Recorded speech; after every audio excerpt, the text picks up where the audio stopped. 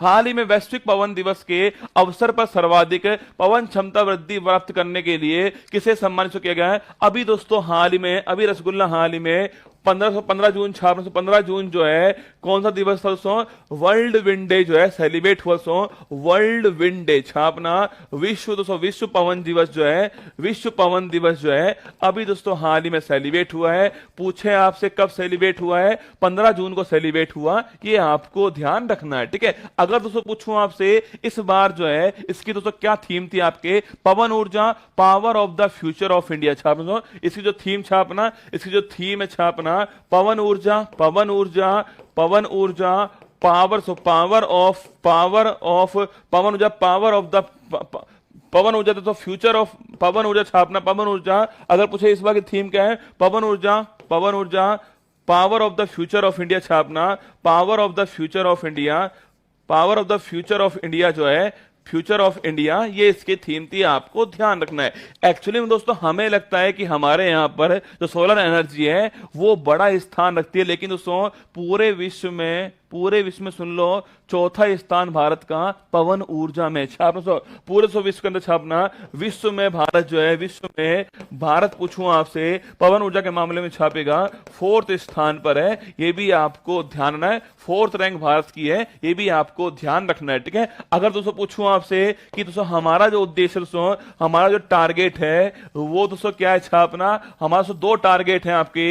एक तो है 2030 तक छापना, 2030 तक पूछूं आपसे एक टारगेट कौन सा हो गया? एक टारगेट, 2 टारगेट हमारे, एक तो है 2030 तक हमारे 500 गीगावाट छापना। 500 गीगावाट जो है नवीकरणीय ऊर्जा करना, ये हमारा पहला टारगेट हो गया।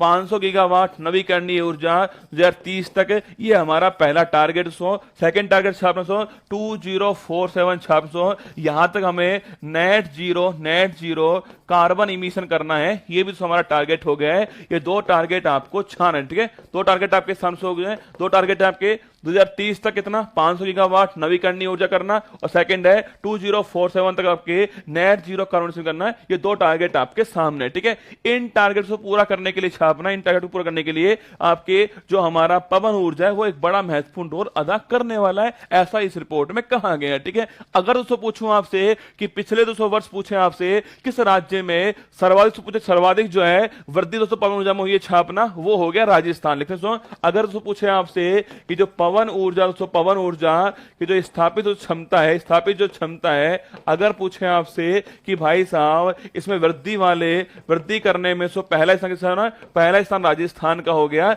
ये आपको ध्यान रखना है, ठीक है। जो हमारा राजस्थान है वो पहले स्थान से आ चुका है किसके अंदर? पवन ऊर्जा। आपके सामने सीएम चिरंजीवी स्वास्थ्य बीमा योजना छापना, पहले इसकी राशि 10 लाख रुपए थी, अब दोस्तों इसकी जो राशि है वो 25 लाख रुपए हो चुकी है, ये भी आपको ध्यान रखना है, ठीक है। अब राशि कितनी हो चुकी है? 25 लाख हो चुकी है। भारत का सौर ऊर्जा संचालित पहला गांव पूछूं आपसे, पहला गांव कौन सा है? वो दोस्तों गांव मोढेरा गांव हो गया। कहां पर है? गुजरात दोस्तों यहां पर स्थित है, ये आपको ध्यान रखना। मोढेरा गांव गुजरात के अंदर भारत का पहला सौर संचालित गांव कौन सा है? वो मोढेरा गांव गुजरात के अंदर छाप लेना, ठीक है।